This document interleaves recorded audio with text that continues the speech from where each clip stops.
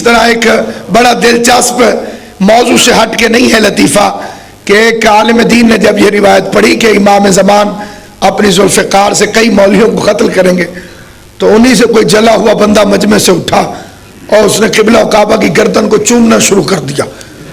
پہلے انہوں نے سمجھا کہ داد دے رہا ہے تو خاموش رہے، بات جب طوالت پکڑ گئی تو انہوں نے کہا ہٹو۔ اسے کیوں ہٹوں؟ کہا کیوں چومتے ہو؟ کہا یہاں میرے مولا کی تلوار چلے گی، اس لیے سمجھ پا۔ ایک عورت ایک ہی مسئلہ پوچھنے کے لیے مخدوم عالمیان کے پاس، صدیقۃ القبریٰ کے پاس، شہزادی فاطمہ تو زہرا سلام اللہ علیہ کے پاس 7 مرتبہ آئی، جاتی تھی بھول جاتی تھی، پھر آ گئی، پھر جاتی تھی پھر بھول جاتی تھی، بی بی بتلاتی رہی، بار بار بتلاتی رہی۔ 7ویں مرتبہ اسے خود احساس شرمندگی ہوا، کہنے لگی بی بی آپ برا تو نہیں منا رہی؟ تو شہزادی نے سمجھانے کے لیے ایک فقرہ فرمایا کہ اگر کوئی کسی سے کہے کہ سونے کا ڈھیر اٹھا لو، وہ ایک اٹھا لے، پھر کہے دوسرا بھی اٹھا لو، تیسرا بھی اٹھا لو، 7واں بھی اٹھا لو، تو وہ برا محسوس تو نہیں کرے گا۔ یہی خدا نے مسئلہ بتانے والے کے لیے اجر رکھا ہے۔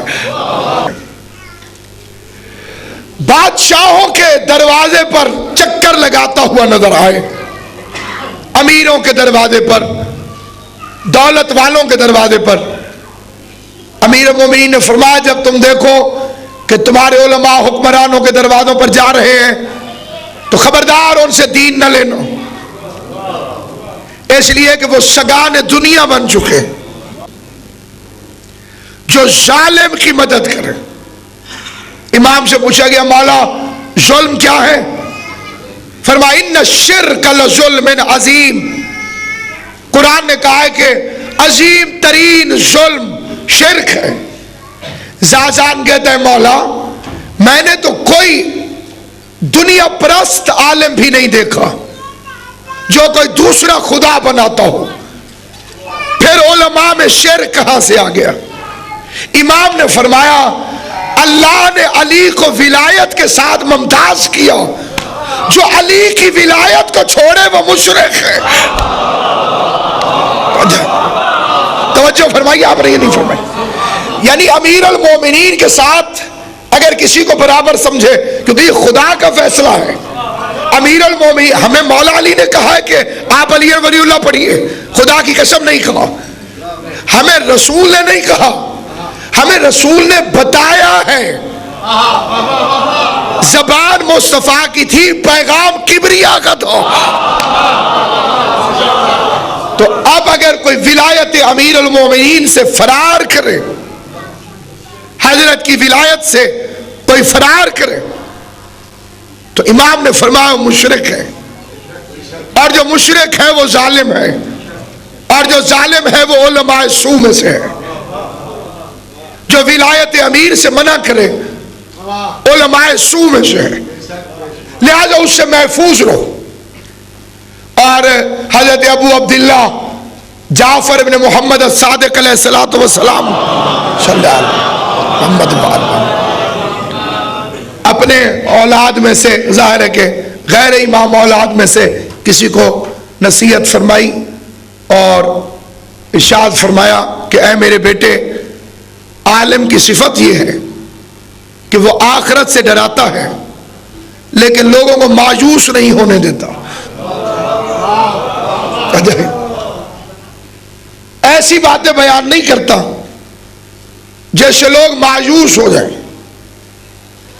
اور نہ اتنی توقع دلاتا ہے کہ لوگ بے عمل ہو جائیں۔ اسی طرح سے ایک خط ہے، توقیع ہے، جو سوال کے طور پر امام کے نام لکھی گئی کہ مولا میری سمجھ میں نہیں آتا، میں آپ کے شیعوں کو دیکھتا ہوں عمل سے دور رہتے ہیں اور اکثر وعدوں کو توڑ دیتے ہیں اور گفتار میں صداقت سے کام نہیں لیتے، لیکن میں آپ کے دشمنوں کو دیکھتا ہوں وعدے کے پکے، نماز کے پورے، روزے میں مکمل، حج کثرت کے ساتھ۔ امام زمان نے توقیع لکھی، خط لکھا اور اپنے نائب کو جواب میں بھیجا۔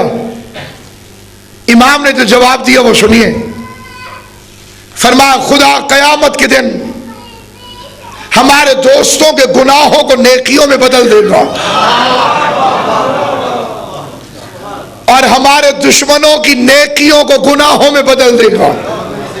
اور خط میں لکھا جب تم یہ کہو گے تو اعتراض کرنے والے کو غصہ آ جائے گا اور وہ دلیل مانگے گا تو آیت پڑھ دینا، یخرجہم من الظلمات الی النور، جو اندھیرے ہیں انہیں نور میں بھیج دے گا، نور الظلمات، جو نور ہے اسے ظلمات میں بھیج دے گا۔ آیات الکرسی کا اختتام ہے انہی آیات پر۔ تو اور پھر دوسری مقام پر آیا جس میں خدا نے فرمایا سورہ بقرہ میں کہ قیامت والے دن میں مومن کے سیئات کو حسنات میں بدل دوں گا اور دشمن علی کے حسنات کو سیئات میں بدل دوں گا۔ پانچویں امام سے ایک شخص نے جھگڑا کیا، کہا مولا یہ کیا کہہ رہا ہے اللہ؟ نیکیوں کو گناہ بنا دے گا، گناہوں کو نیکی۔ تو امام نے مثال فرمائی، فرمایا دیکھو اگر برتن نجس ہو تو اس میں پاک چیز بھی ڈال دو تو وہ نجس ہو جائے گی۔ ہمارے دشمنوں کا ظرف نجس ہے۔ لیکن صاحب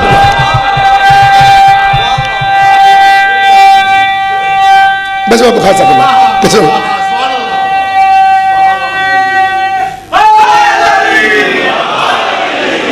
ہمارے دشمنوں کا ظرف نجس ہے، جتنی پاک چیزیں ڈالتے رہو نجس ہوتی جائیں گی۔ اس کا مولا یہ تو سمجھ میں آ گیا واقعاً، لیکن یہ آپ کے دوستوں کے گناہ نیکیوں میں کیسے بدلیں گے؟ حالانکہ آیت ہے قرآن مجید کی۔ پھر اس نے امام سے پوچھا تو امام نے فرمایا کہ ایک برتن میں شراب ہو، شراب بھی نجس، برتن بھی نجس، پھر اسے آگ پر رکھ لیا جائے گا، تپش آئے گی، حکم طبعیت سے شراب شرکے میں بدل جائے گی، خود بھی پاک ہو جائے گی، برتن کو بھی پاک کر جائے گی۔ تو اب درمیانہ رستہ، اور یہاں پر ایک حدیث پڑھ کے پھر آگے اپنے موضوع کی طرف آنے۔ امام نے سے پوچھا گیا مولا آپ کے شیعہ کی علامت کیا ہے؟ فرمایا اس کے دل کے دو حصے ہوتے ہیں، برابر کے دو حصے، آدھا حصہ امید سے بھرا ہوتا ہے، آدھا خوف سے بھرا ہوتا ہے۔ امید خوف سے زیادہ نہیں ہوتی، خوف امید سے زیادہ نہیں ہوتا۔ نہ امید ختم ہوتی ہے۔ اور پھر حدیث سنیے امام ہشتم کی، فرمایا ہمارا شیعہ وہ ہے کہ اگر اس کے سامنے اعلان ہو کہ خدا نے پوری مخلوقات کو بخش دیا ہے، پوری مخلوقات، ایک کے لیے اس نے فیصلہ کیا ہے کہ اسے جہنم میں بھیجے گا، فرمایا ہمارا شیعہ وہ ہے کہ اس کے دل میں ڈر رہے گا کہ کہیں وہ ایک میں تو نہیں، یہ خوف کی حالت ہے۔ پھر امید کی امام نے بتائی کہ اگر خدا اعلان کرے میں پوری کائنات کو جہنم میں ڈالوں گا، ایک کو جنت میں بھیجوں گا، تو اسے یقین ہوتا ہے وہ ایک جو جنت میں جائے گا وہ میں ہوں، کیونکہ جنت جس کرنسی سے ملتی ہے وہ ہے ولایت علی ابن ابی طالب۔ آپ کے پاس ہے تو آپ امیر ہیں اور نہیں ہے تو غریب ہیں۔